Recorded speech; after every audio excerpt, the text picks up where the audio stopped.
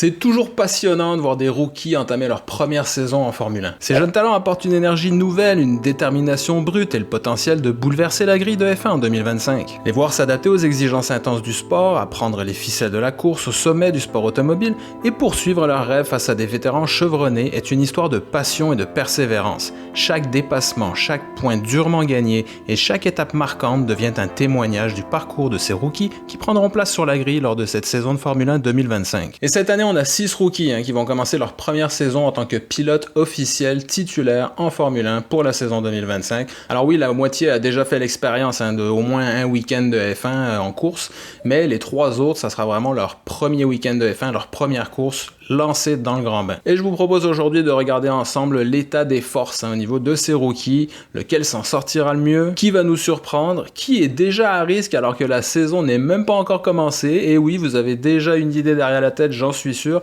Donnez-moi vos impressions dans les commentaires. Alors on en discute, n'oubliez pas le petit like, abonnez-vous si c'est pas déjà fait, et puis partagez la vidéo si vous pouvez, ça aide énormément, merci. Alors on y va, c'est parti.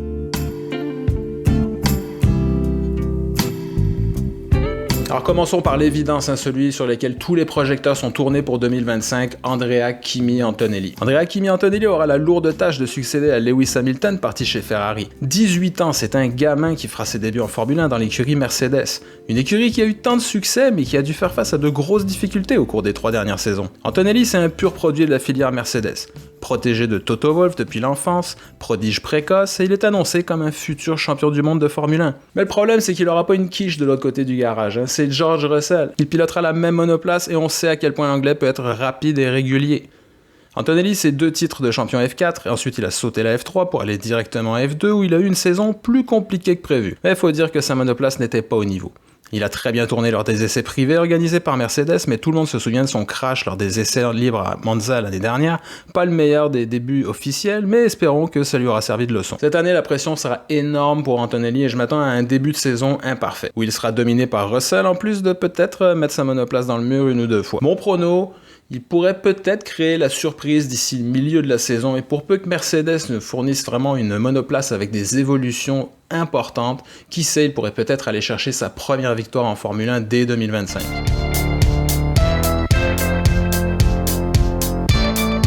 Liam Lawson aura lui aussi tous les projecteurs tournés sur lui, mais pas pour les mêmes raisons qu'Antonelli. Il devra affronter directement le nouveau quadruple champion du monde, le broyeur de coéquipiers Max Verstappen. Lawson ne sera pas totalement un rookie pour la saison 2025 puisqu'il a remplacé Daniel Ricciardo chez Racing Bulls l'année dernière pour la fin de saison, mais ce sera la première fois qu'il débutera une saison de Formule 1 à titre de pilote titulaire officiel et dans l'une des meilleures monoplaces de la grille. Donc forcément, ses résultats seront scrutés à la loupe. Et contrairement à tous les autres rookies 2025, la majeure partie de la pression que subira Lawson proviendra de l'interne. On le sait, Red Bull, ils sont pas tendres avec les pilotes, et entre Helmut Marko et Christian Horner, la pression va être énorme. Ils rigolent pas, ils n'ont clairement pas digéré d'avoir perdu le titre constructeur en 2024, alors que ça aurait dû leur revenir si Perez avait été à la hauteur de la monoplace. Lawson est clairement l'un des rookies dans l'une des positions les plus difficiles, car entre son expérience de 2024 et la monoplace potentiellement victorieuse qu'il aura entre les mains, il n'aura aucune excuse si ses performances sont aux antipodes de celles de Verstappen. Évidemment, on s'attend à quelques grands prix d'adaptation, mais il devrait être au sommet de son art pour faire face à Max Verstappen. S'il ne veut pas suivre les tristes exemples des passages ratés de Pierre Gasly et Alex Albon. Mon prono, je pense que ce sera très dur pour Liam Lawson, mais qu'il conservera son baquet, parce qu'il fera mieux que Sergio Perez. En même temps, difficile de faire pire que Sergio.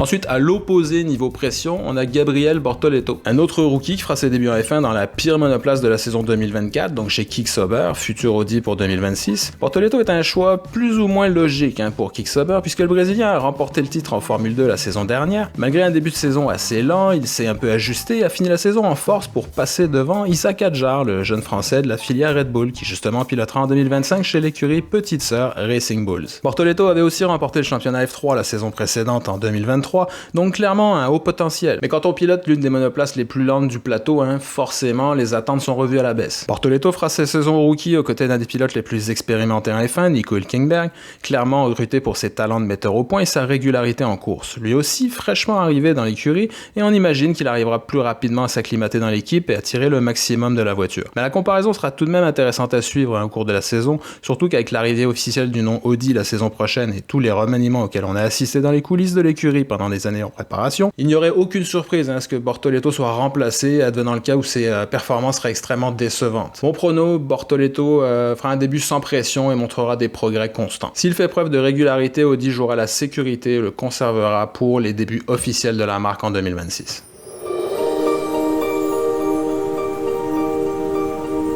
Alors retournons maintenant dans le giron Red Bull avec justement le vice-champion Formule 2, Isa Hadjar, qui pilotera aux côtés de Yuki Tsunoda dans la Racing Bull. Pour Yuki Tsunoda, cette saison sera décisive puisque le pilote japonais en sera à sa 5e année en F1.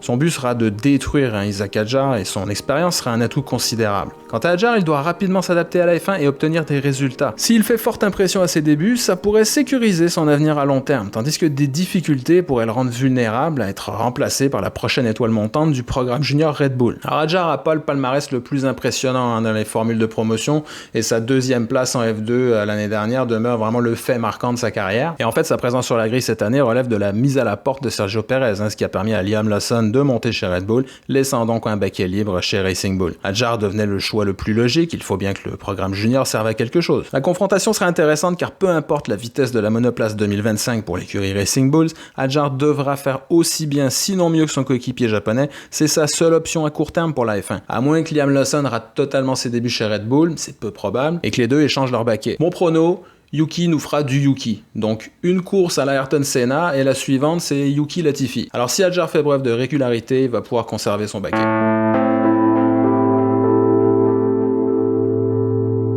Notre 5e rookie 2025 est peut-être celui qui occupe la place la moins enviable parmi nos rookies, c'est Jack Doohan, qui occupera le 2e baquet chez Alpine aux côtés de Pierre Gasly. Jusqu'à quand? Bonne question. En effet, on peut dire que Doohan est rentré en F1 par la petite porte, pilote de réserve chez Alpine, il n'a été titularisé officiellement que tardivement pour la saison 2025, après qu'Alpine se soit retrouvé à court d'options plus intéressantes, on peut le dire. On sent que Doohan n'a jamais été une option d'avenir pour Alpine, alors débuter en F1 dans ces conditions, c'est pas ce qu'il y a de plus rassurant. Son palmarès n'est pas non plus des plus élogieux, vice-champion F3 en 2021, 3e au classement pilote F2 en 2023 et toute la saison 2024 sur le banc de touche dans le garage Alpine, mis à part sa participation de dernière minute au dernier Grand Prix 2024 à Abu Dhabi en remplacement d'Esteban Ocon. Avec le rapide Pierre Gasly de l'autre côté du garage, ça sera dur pour Doohan. Oui, parce qu'en plus de ne pas avoir l'écurie derrière lui et une monoplace qui devrait logiquement au mieux le placer en dehors du top 10, Doohan devra jongler avec le fait qu'un autre pilote sera dans le fond du garage, à lorgner sur son volant, prêt à le remplacer au pied levé, Franco Colapinto. Ouais,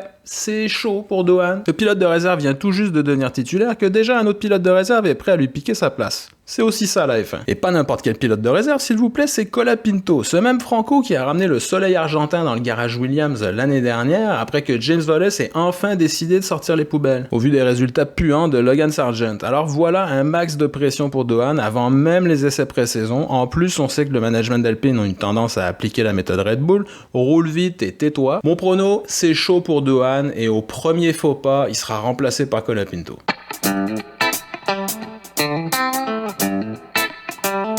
Et notre dernier rookie 2025 sera probablement celui qui aura le moins de pression, Oliver Burman. Là encore, on parle pas d'un parfait rookie puisqu'il a roulé en 2024, un GP chez Ferrari et un chez Haas, mais 2025 marquera ses débuts officiels en tant que pilote de F1 titulaire dans l'écurie Haas.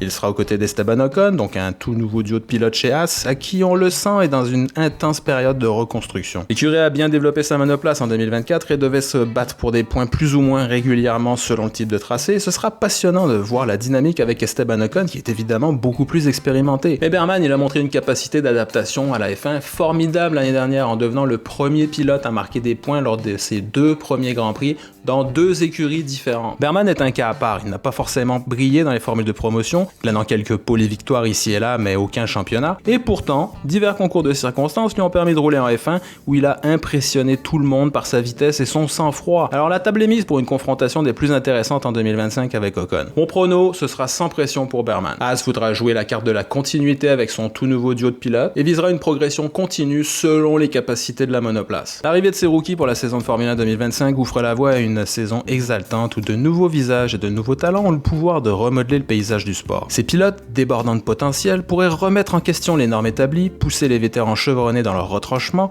et offrir des résultats surprenants qui redéfinissent la dynamique de la grille. Alors que nous attendons avec impatience leur première bataille, l'excitation réside dans l'inconnu. Qui deviendra une star? Quelles équipes libéreront leur potentiel et comment leur présence influencera l'avenir du sport. On a bien hâte de voir ça et on en discute dans les commentaires. Laissez un pouce, abonnez-vous, c'était Formula Tom, je vous dis à très bientôt. Ciao!